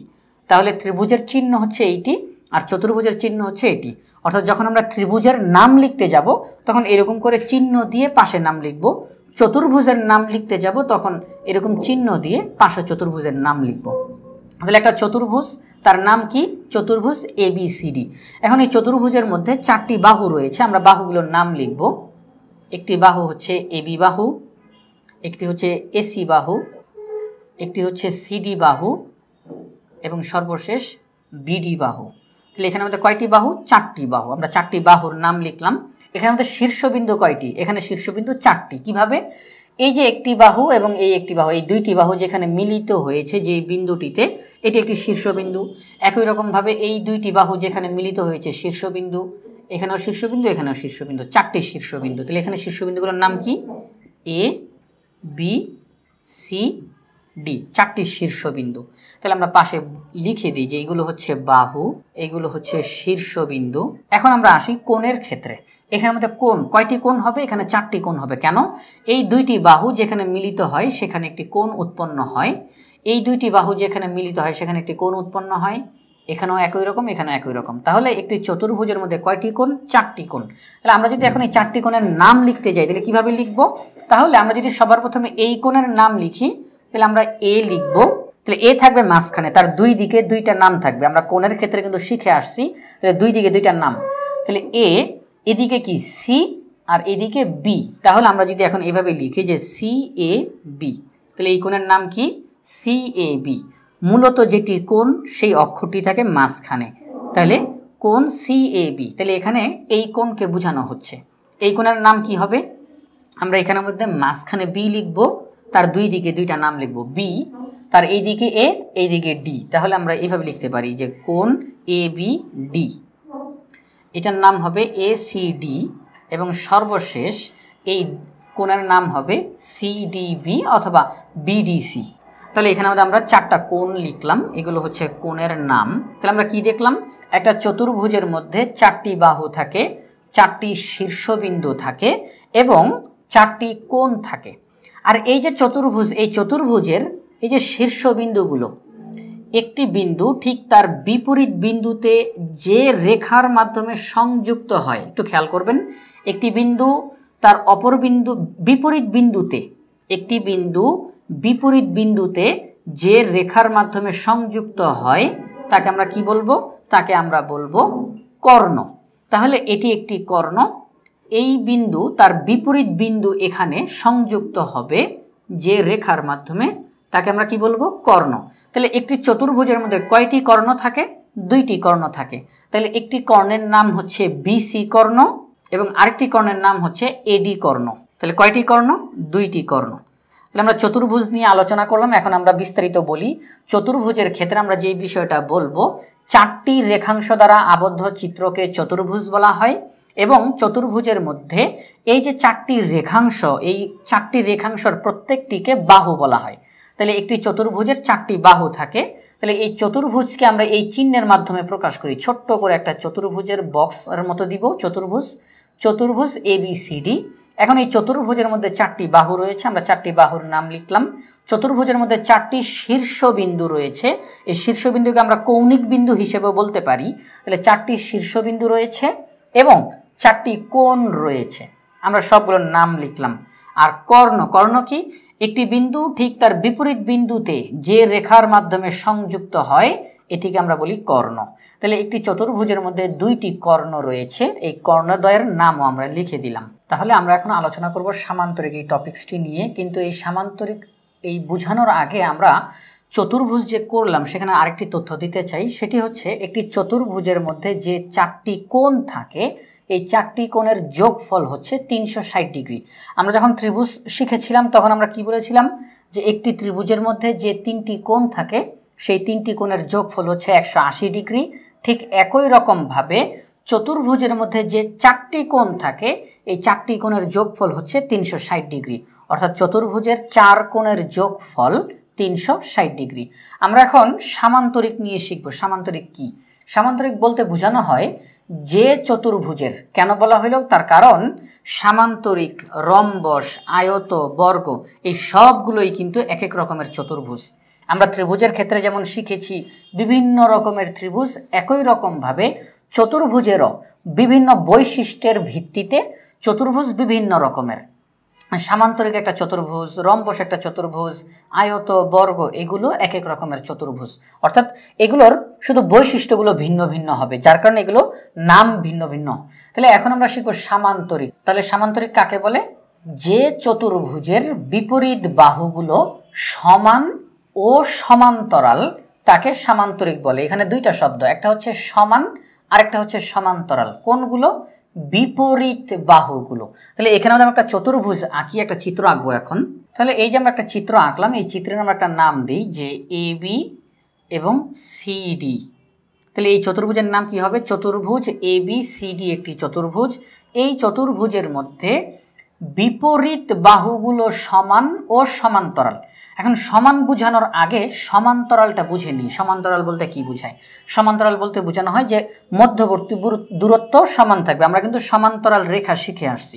তাহলে এই যে বাহুটা সিডি বাহু, এই সিডি বাহুর বিপরীত বাহু কোনটা? ঠিক তার উল্টা দিকে যেই বাহুটা রয়েছে। তাহলে সিডি বাহুর বিপরীত বাহু হচ্ছে এবি বাহু এবং এই দুইটি বাহু সমান্তরাল, অর্থাৎ এই দুইটি বাহুর মাঝখানে দূরত্ব সমান। এই দুইটি বাহুর মাঝখানে দূরত্ব সমান অর্থাৎ সমান্তরাল। ঠিক আছে, আমরা সমান্তরাল বুঝলাম, এখন সমান এটা বুঝবো। সেটা হচ্ছে সিডি বাহু যতটুকু এবি বাহু ততটুকুই হবে। সামান্তরিকের ক্ষেত্রে একটি বাহুর বিপরীত বাহু সমান হবে, বিপরীত বাহুগুলো সমান হবে। তাহলে সিডি বাহুর বিপরীত বাহু হচ্ছে এবি বাহু, সমান হবে। আবার এসি বাহুর বিপরীত বাহু হচ্ছে বিডি বাহু, তাহলে এরাও সমান হবে। এবং এসি বাহু এবং বিডি বাহু এই দুইটি বাহুর মধ্যবর্তী দূরত্ব সমান, অর্থাৎ তারা সমান্তরাল রেখা। তাহলে আমরা কি বুঝলাম? সামান্তরিক বলতে এটা একটা চতুর্ভুজ, যেহেতু এখানে চারটা রেখাংশ রয়েছে, চারটা বাহু রয়েছে, তাহলে এটা একটা চতুর্ভুজ। এই চতুর্ভুজের মধ্যে বিপরীত বাহুগুলো সমান এবং সমান্তরাল। এই যে বিপরীত বাহু তারা সমান্তরাল, আবার এই যে বিপরীত বাহু তারাও সমান্তরাল। সামান্তরিক বলতে বোঝানো হয় যে চতুর্ভুজের বিপরীত বাহুগুলো সমান ও সমান্তরাল তাকে সামান্তরিক বলে। এখন এই যে সামান্তরিকের মধ্যে চারটা কোণ, এই চারটা কোণ সমষ্টি হবে 360 ডিগ্রি। সামান্তরিকের ক্ষেত্রে আরেকটা তথ্য, সেটা হচ্ছে সামান্তরিকের বিপরীত কোণগুলো, এই যে কোণ সি, এই কোণ সি এর বিপরীত কোণ কোনটা? ঠিক তার বিপরীত দিকে যেই কোণটা অবস্থান করতেছে, কোণ বি, এটা হচ্ছে বিপরীত কোণ। সামান্তরিকের ক্ষেত্রে বিপরীত কোণগুলো সমান হয়। সামান্তরিকের ক্ষেত্রে বিপরীত বাহুগুলো যেমন সমান হয়, একই রকমভাবে বিপরীত কোণগুলো সমান হয়। তাহলে এই যে বিপরীত কোণ সমান, একই রকমভাবে এই কোণ ডি এর বিপরীত কোণ হচ্ছে কোণ এ, এটাও সমান। তাহলে সামান্তরিকের বিপরীত বাহুগুলো সমান, বিপরীত কোণগুলো সমান এবং বিপরীত বাহুগুলো সমান্তরাল। তাহলে সামান্তরিক বলতে কি বোঝায় আশা করি আমরা বুঝতে পারলাম। এখন সামান্তরিকের আমরা এই একটি শীর্ষবিন্দু থেকে আরেকটি শীর্ষবিন্দু পর্যন্ত যদি আমরা সংযোগ করি, এটিকে বলা হয় কর্ণ। আবার একই রকমভাবে যদি সংযোগ করি তাহলে এটি আরও একটি কর্ণ। তাহলে একটি সামান্তরিকের মধ্যে কয়টি কর্ণ? দুইটি কর্ণ। এই একটি কর্ণ এবং আরও একটি কর্ণ, দুইটি কর্ণ। এবং এই দুইটি কর্ণ, একটি কর্ণকে যখন আরেকটি কর্ণ ছেদ করে তখন সমদ্বিখণ্ডিত হয়ে যায়, কর্ণটি সমদ্বিখণ্ডিত হয়ে যায়। অর্থাৎ এই যে আগে যে কর্ণটি রয়েছে এটি এদিকেও সমান এদিকেও সমান হয়ে যায়, অর্থাৎ সমান দুই ভাগে ভাগ করে ফেলে। একই রকমভাবে আমরা যদি এটাকে হিসাব করি যে এটা আগে থেকে রয়েছে, এই কর্ণটি আমরা এখন আঁকবো, তাহলে এটি আগের যেই কর্ণ তাকে সমান দুই ভাগে বিভক্ত করে ফেলে, অর্থাৎ কর্ণদ্বয় পরস্পরকে সমদ্বিখণ্ডিত করে ফেলে। যেখানে ছেদ করে সেই ছেদ বিন্দুতে সমদ্বিখণ্ডিত করে। তাহলে আমরা সামান্তরিক বলতে কি বোঝাই আমরা বুঝতে পারলাম। একটা সামান্তরিকের মধ্যে দুইটি কর্ণ থাকে। তাহলে যে চতুর্ভুজের বিপরীত বাহুগুলো সমান ও সমান্তরাল তাকে সামান্তরিক বলে এবং সামান্তরিকের বিপরীত কোণগুলো সমান হয়। সামান্তরিকের মধ্যে দুইটি কর্ণ থাকে এবং কর্ণদ্বয় পরস্পরকে সমদ্বিখণ্ডিত করে। তাহলে আমরা সামান্তরিক শিখলাম। এখন আমরা শিখব রম্বস নিয়ে। রম্বস হচ্ছে যে রম্বস এক ধরনের সামান্তরিক, কিন্তু এটার মধ্যে একটা আলাদা একটা বৈশিষ্ট্য, সেটা হচ্ছে রম্বসের সবগুলো বাহু সমান হয়। সামান্তরিকের ক্ষেত্রে বিপরীত বাহুগুলো সমান হয়, আর রম্বসের ক্ষেত্রে বিপরীত বাহু না, শুধু একেবারে সবগুলো বাহুই সমান হয়। তাহলে আমরা এখন এখানে একটা চিত্র আঁকবো রম্বসের। তাহলে এখানে আমরা একটা রম্বসের চিত্র আঁকলাম, এ বি সি ডি, আমরা এই রম্বসের নাম দিলাম একটি rhombus A B C D. তাহলে এই রম্বসের মধ্যে আমরা যে বাহুগুলো আঁকলাম সবগুলো বাহু সমান, এটা আমরা অনুমান করে এঁকে নিলাম। আমরা যখন খাতায় আঁকবো তখন অবশ্যই স্কেল দিয়ে মেপে তারপরে আঁকবো। তাহলে এই যে রম্বস, এই রম্বসের প্রতিটি বাহু সমান হবে এবং বিপরীত বাহুগুলো সমান্তরাল হবে, অর্থাৎ এই বাহু তার বিপরীত বাহু তাদের মাঝখানে সমান দূরত্ব থাকবে, অর্থাৎ সমান্তরাল। এই বাহু এবং তার বিপরীত বাহু তাদের মাঝখানে সমান দূরত্ব থাকবে, অর্থাৎ সমান্তরাল।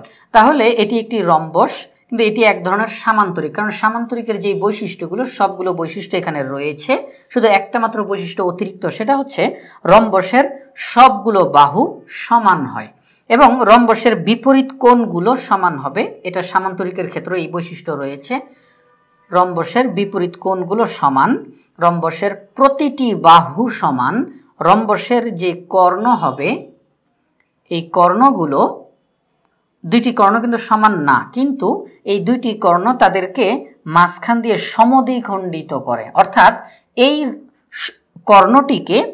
কর্ণটি যখন ছেদ করে তখন এই কর্ণটি সমান দুই ভাগে বিভক্ত হয়ে যায়।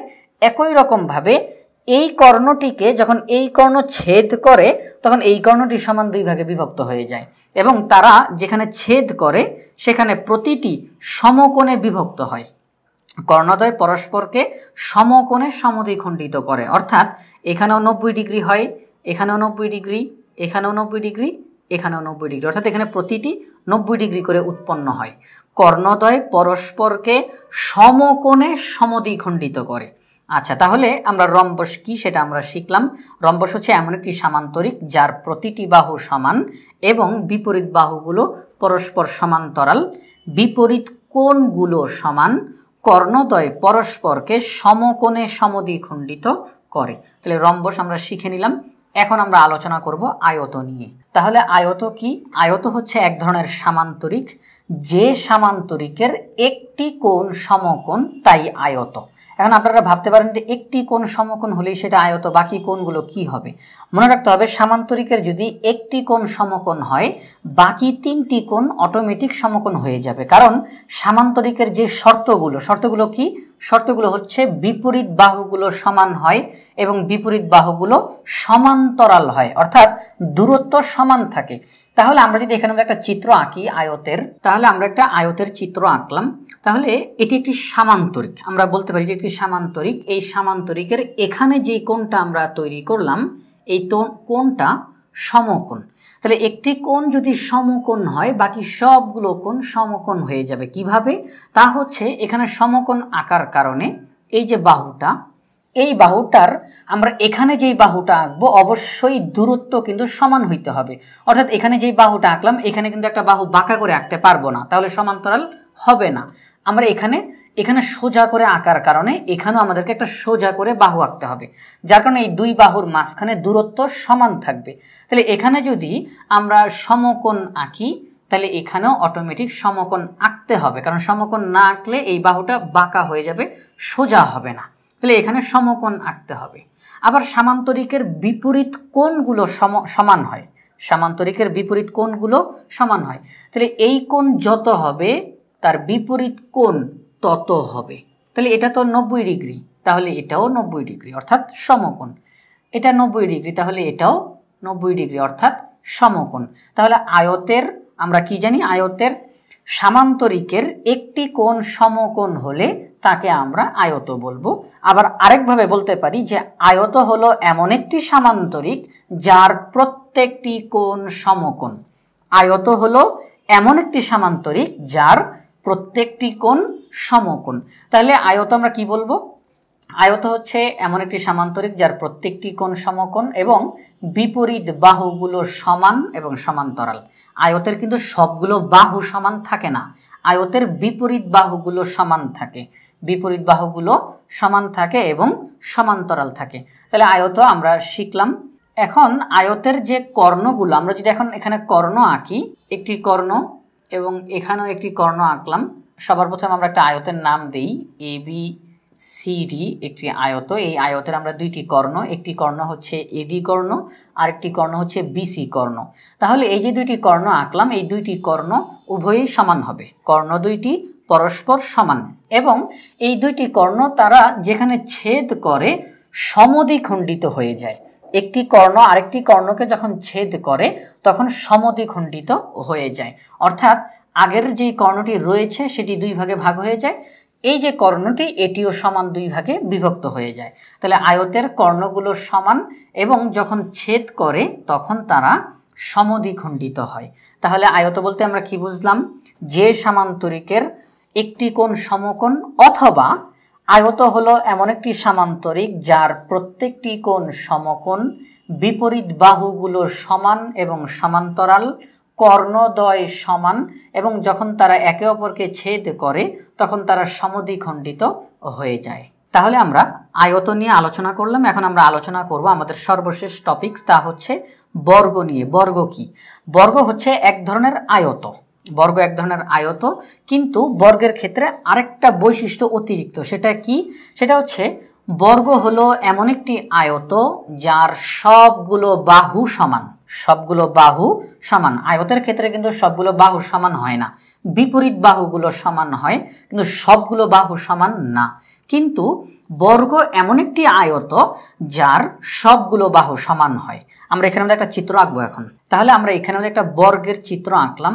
তাহলে বর্গ হচ্ছে এমন একটি আয়ত যার সবগুলো বাহু সমান। আমরা এর নাম দিই ABCD। আপনারা চাইলে কিন্তু এখানে অন্য নামও দিতে পারেন, বারবারে একই উদাহরণ দেখাচ্ছি ABCD। আপনারা এখানে অন্য নামও দিতে পারেন, PQRS বা অন্য কোনো নাম। তাহলে এই যে আমরা একটা বর্গ আঁকলাম, এই বর্গের নাম হচ্ছে ABCD, একটি বর্গ।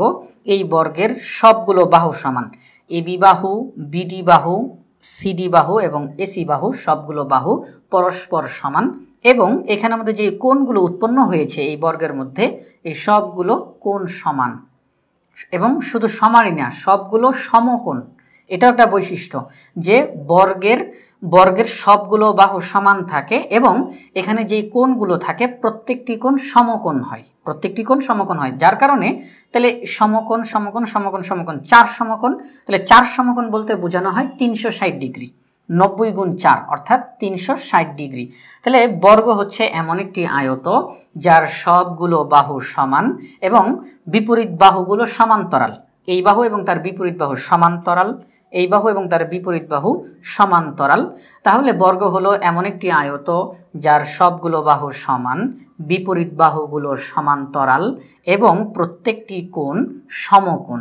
এবং এই বর্গের মধ্যে যে কর্ণগুলো হবে, এই সিবি একটি কর্ণ এবং এডি একটি কর্ণ, এই যে দুইটি কর্ণ, বর্গের দুইটি কর্ণ পরস্পর সমান হয় এবং এই কর্ণদ্বয় একে অপরকে যখন ছেদ করে তখন তারা সমকোণে সমদ্বিখণ্ডিত হয়ে যায়, অর্থাৎ এই কর্ণটা সমান দুই ভাগে বিভক্ত হয়, এই কর্ণটাও সমান দুই ভাগে বিভক্ত হয় এবং এই ছেদ বিন্দুতে যে কোণগুলো উৎপন্ন হয় এই কোণগুলো সব সমকোণ তৈরি হয়, অর্থাৎ কর্ণদ্বয় পরস্পরকে সমকোণে সমদ্বিখণ্ডিত করে। তাহলে বর্গ বলতে কি বোঝায়? বর্গ হলো এমন একটি আয়ত যার সবগুলো বাহু সমান, বিপরীত বাহুগুলো পরস্পর সমান্তরাল, কর্ণদ্বয় পরস্পর সমান এবং কর্ণদ্বয় একে অপরকে সমকোণে সমদ্বিখণ্ডিত করে এবং বর্গের প্রত্যেকটি কোণ সমকোণ। তাহলে আমরা বর্গ সম্পর্কে জানতে পারলাম যে বর্গ কি, কাকে বলে এবং বর্গের বৈশিষ্ট্যগুলো। তাহলে আমরা আজকের পর্বে এই সর্বমোট 22টি টপিকস নিয়ে বিস্তারিত আলোচনা করলাম। আশা করি আজকের পর্বটি তোমাদের ভালো লেগেছে। পরবর্তী পর্ব দেখার আমন্ত্রণ জানিয়ে আজকের মতো এখানেই বিদায় নিচ্ছি। আসসালামু আলাইকুম।